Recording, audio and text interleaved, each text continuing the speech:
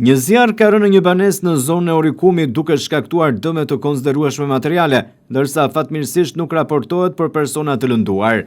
Sipas burimeve paraprake, dyshohet se shkaku i zjarrit ka qenë një shkëndijë elektrike, e cila ka shërbyer si piknisje për përhapjen e flakëve në ambientet e brendshme të banesës.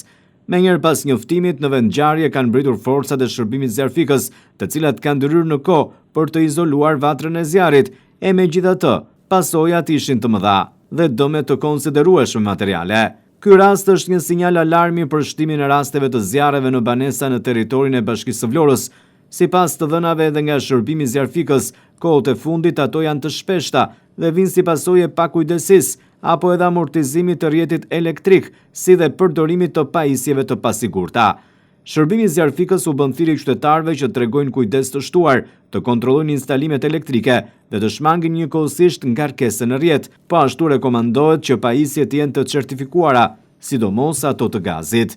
Rritja e ndërgjegjësimit dhe marrja e masave parandaluese mbeten thelbësore për të shmangur ngjarje të tilla, të cilat jo vetëm shkaktojnë dëme materiale, por mund të rrezikojnë seriozisht edhe jetën e qytetarëve.